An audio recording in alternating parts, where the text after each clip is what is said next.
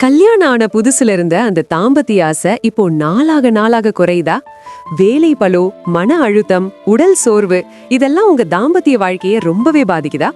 எந்த மாத்திரையும் இல்லாம நம்ம வீட்ல இருக்கிற 5 எளிய உணவுகளை வச்சு எப்படி உங்க உடல் உறவுக்கான ஆசையையும் சக்தியையும் அதிகப்படுத்தலான்னு இன்னைக்கு வெளிப்படையா பேச போறோம்.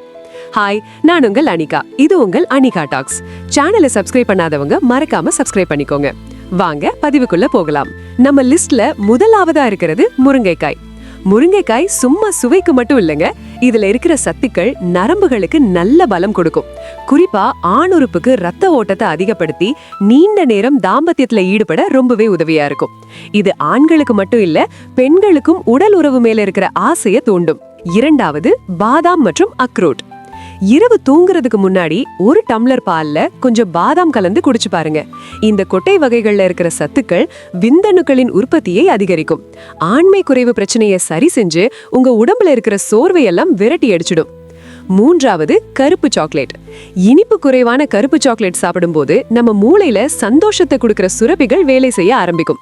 இது உங்க மன அழுத்தத்தை குறைச்சு உங்க துணை மேல அதிகமான காதலையும் தாம்பத்திய ஆசையையும் இயற்கையாவே உருவாக்கும். நான்காவது தர்பூசணி. தர்பூசணி வெயில் காலத்துக்கு மட்டும் இல்ல, உங்க தாம்பத்திய வாழ்க்கைக்கும் ரொம்ப நல்லது. இது உடம்புல ரத்த ஓட்டத்தை வேகப்படுத்தி உங்களுக்கு தேவையான முழு பலத்தையும் உடனே கொடுக்கும். இதை இயற்கையான ஆண்மைக்கான மருந்துனே சொல்லலாம். கடைசியா பூண்டு. தினமும் சாப்பாட்டுல பூண்டு அதிகமா சேர்த்துக்கிறது உங்க முழு உடம்புக்கும் ரொம்ப நல்லது. இது ரத்த ஓட்டத்தை சீராக்கி தாம்பத்திய உறவுல எந்த சோர்வும் இல்லாம ரொம்ப நேரம் சுறுசுறுப்பா செயல்பட உதவி செய்யும். இந்த 5 உணவுகளையும் உங்க அன்றாட சாப்பாட்டுல சேர்த்துக்கிட்டு வாங்க. முக்கியமா உங்க துணை கிட்ட மனம் விட்டு பேசுங்க. பாதி பிரச்சனை அங்கேயே முடிஞ்சிடும்.